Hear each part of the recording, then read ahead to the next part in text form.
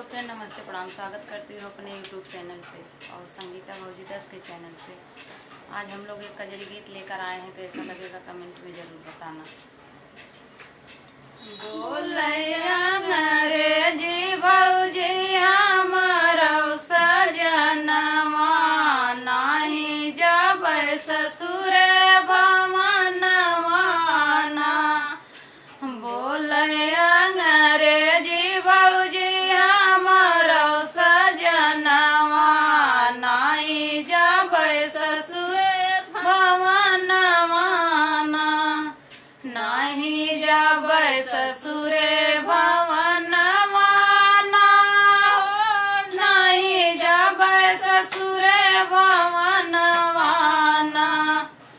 बोले अंग्रेजी भौजी हमारो सजनवा नाही जब ससुर भवनवा ना।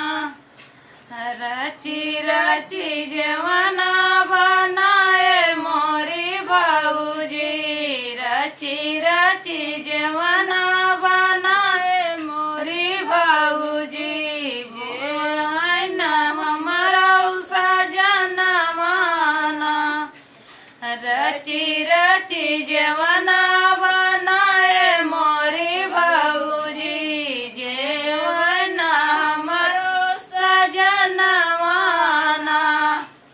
बोले अंग्रेजी भौजी हमारो सजनवा नाही जब ससुर भवनवा ना। नाही जब ससुर भवनवा ना, नाही जब ससुर भवनवा ना। रची रची गेड़ुआ बनाए मोरे भौजी, नाही गोटे हमारो सजनवा ना। रची रची गेड़ुआ भराए मोरे भौजी, नाही गोटे हमारो सजनवा ना।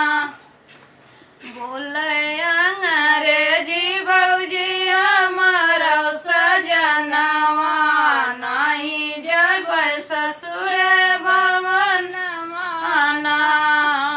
बोले अंग्रेजी भौजी हमारो सजनवा नाही जब ससुर भवनवा ना। रची रची बिरवा कुचाए मोरे भौजी, रची रची बिरवा जोराए मोरे भौजी। नाही कुचे हमारो सजनवा ना। रची रची बिरवा कुचाए मोरे भौजी, नाही कुचे हमारो सजनवा ना। बोले अंग्रेजी भौजी हमारो सजनवा नाही जब ससुर भवनवा ना। बोले